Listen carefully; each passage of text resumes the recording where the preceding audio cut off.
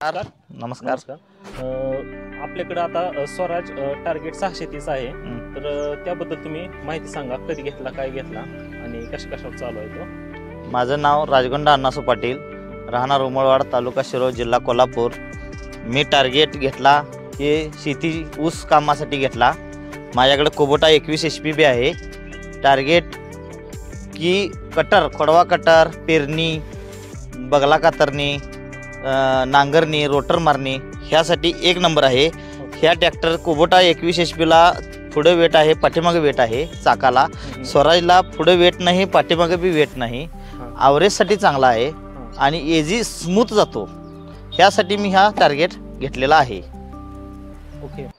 तर diesel consumption मध्ये काय सांगता तुम्ही? डिझेल कसं ॲव्हरेज किती पडतं? डिझेलचं सांगायचं म्हटलं तर हा 21 HP आहे, हा 29 HP आहे.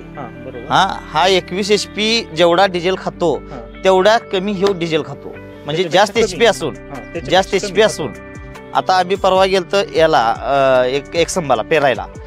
एक संभा इथनं 45 किलोमीटर आहे. 45 जाता 45 येतात 90 किलोमीटर 24 लिटर तेलात 90 किलोमीटर पळून 7 एकर पेरणी झालेली आहे. 7 एकर पेरणी झालेली आहे. 7 एकर पेरणी 90 किलोमीटर जाऊन 45 जाता 45 येता 90 किलोमीटर रनिंग रोडला करून 7 एकर पेरणी केलेला आहे.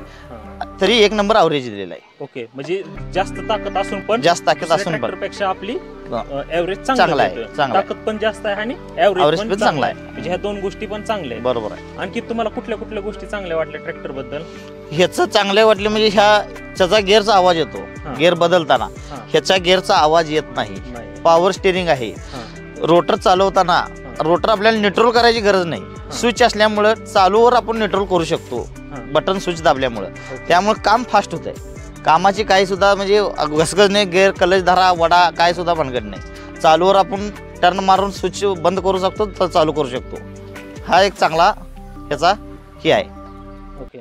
म्हणजे आणखीन दुसरं काय आणखीन काय गोष्टी आवडल्या ह्या ट्रॅक्टर बद्दल? तर ह्या गोष्टी झाल्या, अजून काय राहिलं? नाही, ह्या गोष्टी एक नंबर वापरायला एक नंबर आहे. ॲव्हरेजला चांगला आहे. कुठल्याही काम करताना काही सुद्धा त्रास नाही. कुठं चिखलात अडकत नाही. मेन म्हणजे एवढं वेट म्हणजे चाकाला वेट नाही, कशाला पुढे वेट नाही, तरी सुद्धा कुठं चिखलात अडकायचं किंवा काय नाही. मला सांगा, तुम्ही ट्रॅक्टर कधी घेतला आणि किती तास चाललाय आता तो? ट्रॅक्टर घेतला मी डिसेंबर महिन्यात. 1 वर्ष झाला गेल्या डिसेंबरला. आता डिसेंबर महिन्यात याला 1 वर्ष झालेला आहे. 1 वर्षात हा 1100 तास झालेला आहे एका वर्षात. आणि जर कुबोटा जर नसता, कुबोटा 300 तास झाला आहे ह्याच्याबरोबर पळून.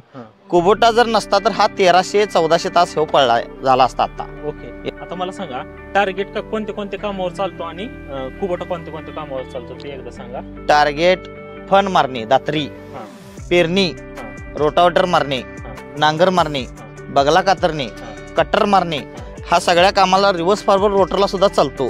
फक्त आपण तो रिव्हर्स फॉरवर्डला भरण्यासाठी ठेवलेला आहे. नाहीतर हा सगळे तो. तर मला एक सांगा, ऊसासाठी चांगला ट्रॅक्टर आहे आता टार्गेट जो आहे तो? टार्गेट ऊसासाठी एक नंबर आहे. वापरायला बी एक नंबर आहे आणि ॲव्हरेजसाठी तर एक नंबर आहे. गरजू शेतकऱ्यांसाठी चांगला आहे. गरीबाचा ट्रॅक्टर आहे. ॲव्हरेजसाठी बी एक नंबर आणि कमी जागेत वळतो आणि काम सुपेरियर करतो. एक नंबर माती लावतो.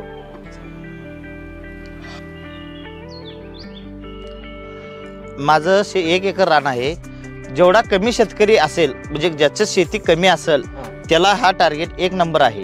कारण काय, ह्याचं ॲव्हरेज चांगला आहे, ह्याचं मेहनत चांगली आहे. आता कुबोटाला आपल्याला जर 3 तास लागत असले कामाला, तर हा 2 तासात काम करतो आणि डिझेल बी कमी खातो. त्यामुळे काम फास्ट होतं.